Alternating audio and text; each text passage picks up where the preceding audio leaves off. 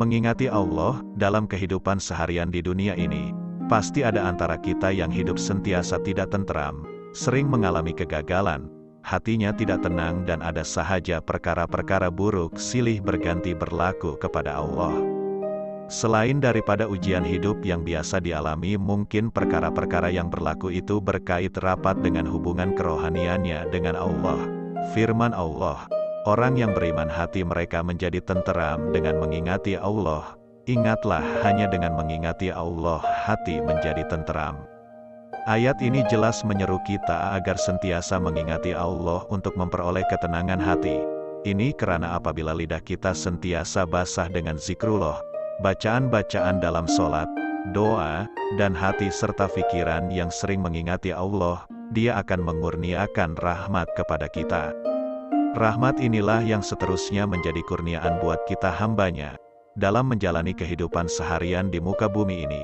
Misalnya, apabila kita diuji dengan ujian yang sehingga mampu mengakibatkan kita jatuh tersungkur, dan jika kita tidak mengingati Allah, kepada siapa lagi yang harus kita mengadu dan meminta bantuan Allah? Jika orang di sekeliling kita pun tidak mampu membantu kita, kepada siapa kita harus meminta pertolongan Allah? Sedangkan seandainya orang lain membantu kita sekalipun, pertolongan yang mereka hulurkan itu juga sebenarnya terjadi dengan izin Allah, dan ia merupakan satu bentuk bantuan daripada Allah yang disampaikan menerusi sesama insan. Disebabkan itulah, ada kalanya Allah terus menguji kita dengan menurunkan ujian yang tidak putus-putus untuk menguji dan memujuk hambanya agar kembali meminta kepadanya yang satu.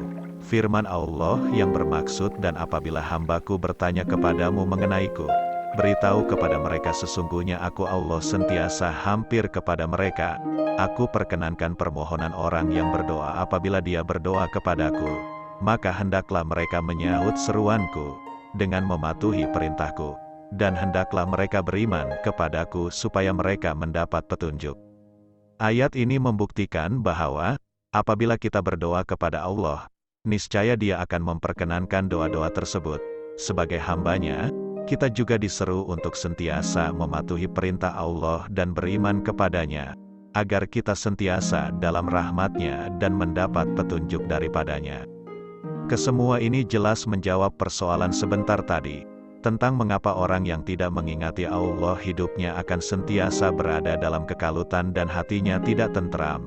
Bagaimana caranya untuk sentiasa mengingati Allah?